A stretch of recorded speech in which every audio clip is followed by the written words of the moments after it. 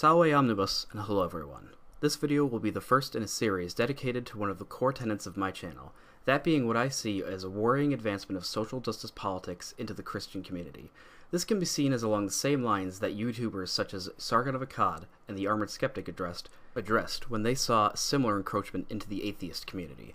And while atheism and atheists have no innate need for a community, the Church, the body of Christ, is a foundational pillar of the Christian faith, and it worries me seeing the same nonsense creep into our circles. And while I will address issues such as homosexuality at a later date, these first videos will be focusing on the topic of race. Recently, there has been an increasing number of articles and videos by Christians who are espousing as the skeptic community puts it, regressive attitudes on race, specifically beliefs such as privilege, oppression, and other identity politics nonsense. These videos will be more or less a ramble going over articles. I hope you enjoy, Diabana, and good day. Hey guys, and this is going to be the first of the many videos I'm going to do about regressive attitudes about race in the church, and this one is by Russell Moore, the same chap I did my first video on.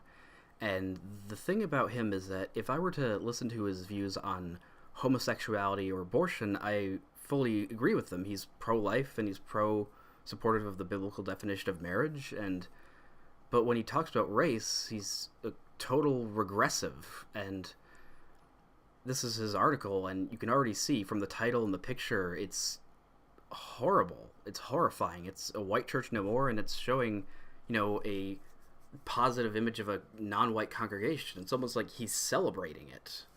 And it's interesting to note that this is by the New York Times. The New York Times published this article, which I don't know if he's aware or not, but they would never publish any article he would make about abortion or homosexuality, only his left-wing views, I guess, on race. And so let's just go through this.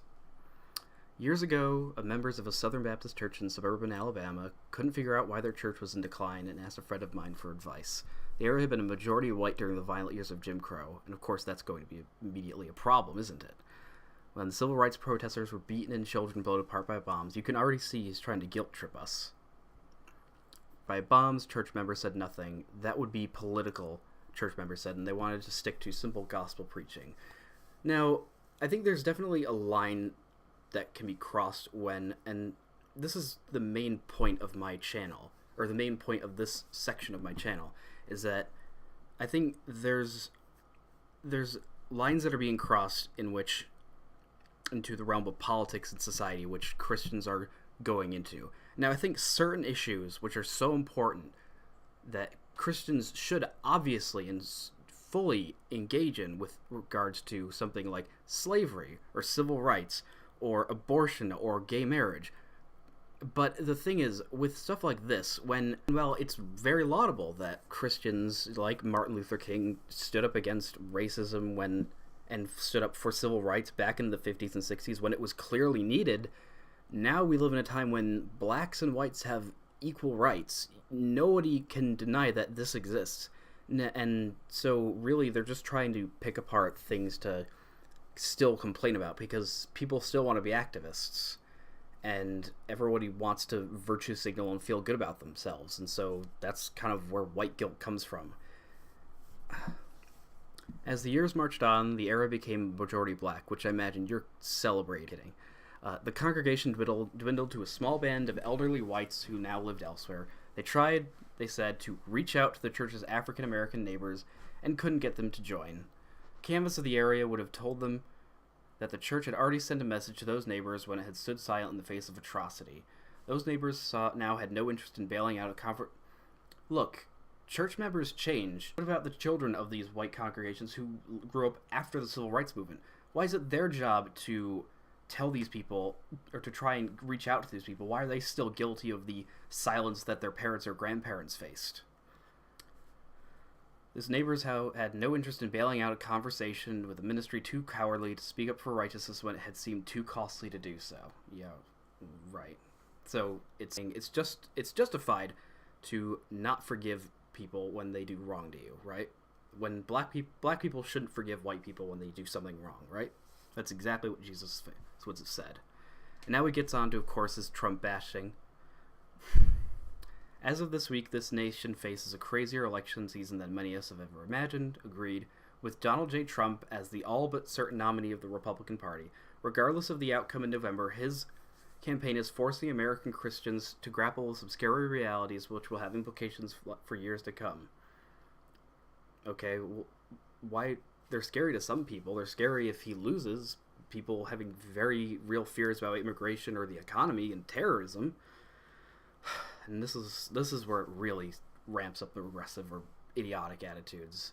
This election has cast light onto the darkness of pent-up nativism and bigotry all over the country. Really, really, really. People saying, we want a secure border, we want to deal with illegal immigration and an out-of-control terrorism, in which, he wrote this in May, and by then, there had already been the terrorist attack in France, in Paris, in Belgium, in San Bernardino, and people still won't address this. And now, of course, at the time of this recording, we've had Orlando, we've had the bombing in Turkey and Istanbul, we had Nice, we had a new one in Germany now. He still won't talk about it. But, so, yeah, apparently now wanting to have a secure border and prevent terrorists infiltrating the country, which every major, attorney general, head of the FBI have all said that the refugees will be infiltrated by ISIS. There are not so coded messages denouncing African Americans and immigrants. Please cite this. But also, African Americans and immigrants are separate things. Like, what has Trump ever said about black people? He's never said. There are black Trump supporters. How can he possibly be racist against them? And illegal immigration. Again, there's a line. There's legal immigrants and illegal immigrants. Concern about racial justice and national unity are ridiculed as political correctness. No, concerns about immigration and terrorism are denounced as not being politically correct. Oh, I get what he's saying, but that concern about racial justice and national unity are ridiculed as political correctness. Well, no, the thing is, one of them is adversely affecting the other, consistently talking about racial unity, and that's just a buzzword for saying, let's hate white people, let's say they're all privileged, let's say all black people are oppressed, and all people of color are oppressed. No, that's making us more divided. And when people are who's ridiculing this? Yes, the alternative media, the people that are sick and tired of the regressive attitudes that have been pushed on them for so long. Religious minorities are scapegoated for the sins of others. Well, yes, obviously most Muslims are not terrorists, but the thing is, all you need is one or two getting into the country, and we're screwed. With basic religious freedoms for them called into question. But they can still believe what they want, so long as they're not hurting anybody. The whole Muslim man is just saying, we're not going to let in these people into our country because we don't know where they come from, we don't know what they're going to do. I mean, I know I'm saying what Trump said, but the thing is, there's a difference between limiting what a person can do religiously and immigration. One of them, as a country, we have every right to determine who we let in and who we don't let into our country. Many of those who have criticized Mr. Trump's vision faced threats and intimidation from the alt-right of white supremacists and nativists who hide behind avatars on social media. You have no idea what you're talking about. The alt-right is a small group of young people getting very upset over what they see as a kind of failing of the political right in this country. That they're the ones who kind of come up with the concept of cuck-servative, of conservatives who kind of always bow to political correctness and left-wing assumptions, and the alt-right is just kind of, they wanted to form their own political ideology. They want to be their own right-wing. And the thing is, it's not a group of people. It's just individuals with right-wing views that have somewhat similar views, and the thing is, by labeling them white supremacists and nativists, and just saying that they're all the basement-dwelling eternal virgins and stuff like that, that's just going to make it worse. Okay, you can't just keep insulting these people and expect them to just go away. The Reverend Dr. Martin Luther King Jr.'s I Have a Dream speech did not envision that more than 50 years later, Go Back to Africa would be screamed at a black protester, or that a major presidential candidate would tweet racially charged comments. Okay, please cite this. And also, do you know about the Uhuru movement? You know about Black Hitler? You know about those people, the black supremacists who also want a Go Back to Africa movement? How come you're not talking about that? Also, Islam isn't a race, and illegal immigrants aren't a race. Some American Christians may be tempted to ignore these issues, because either that or they don't agree with your view on them, hoping that they were just a wave of political incorrectness, and that will ebb in due time. No. People are clearly sick of it. People can't stand the, oh, you're privileged, you're a white man, all that. People can't stand it anymore, and that's why people like Trump are gaining all this power. It's why stuff like Brexit, right movements, and the right-wing parties in Europe are doing so well. It's because the mainstream parties and the left have berated them so much and have refused to address any of these issues that they have no alternative. That sort of moral silence shortchanges both our gospel and our future. How? None of these have anything to do with Christianity. They're secular political issues. Jesus never talked about immigration on a political scale. I really have to talk about this, is that I can't stand people like talking about how Jesus would be welcoming to immigrants and all that. It's like, no, he never talked about politics like that. He says, render unto Caesar what's due Caesar's. It's not our job as Christians to dictate what happens politically. We have a duty to be good Christians and set an example for others. When many secular Americans think of evangelicals, they think of old white precincts in Iowa or old white television. No. I'm sorry, but that's a caricature. That's not what most people think of. I think most people think of evangelicals as, just people who are very, very into Jesus, who are very much religious. I mean, I'm young. I'm an evangelical. But that's not what evangelical Christianity is. Evangelical Christianity is committed to conserving the orthodoxy of the church, rooted in the authority of the Bible over every competing authority that has a zeal to see people come to Christ by being born again in faith through him. Yes. Competing authority, Black Lives Matter, and all these regressive and stupid left-wing organizations are just as much of these authorities trying to steer us away. The center of gravity for both orthodoxy and evangelism is not among the Anglo-suburban evangelicals, but among African... Shut up. I'm sorry. You're just making these assumptions. No, 75% of evangelicals in America are white. That is okay. And why are you saying it like it's a good thing? Why? The vital core of American evangelism today can be found in churches that are multi-ethnic, non-white, and increasingly dominated by immigrant communities. Why is this supposed to be a good thing? Next, Billy Graham will probably speak Spanish or Arabic only, or Persian or Mandarin. You don't know this. You don't know this, okay? There are plenty of evangelicals today that speak English. Again, 75% of American evangelicals are white. And guess what? Almost all Africans in this country speak English. American evangelicals often use the language of revival. Yeah, except for when you don't want it to happen to the white church, do you? Really? A church that is sometimes co-opted by politicians to mean a resurgence of a politically useful but watered-down civil religion. Please give me an example of this.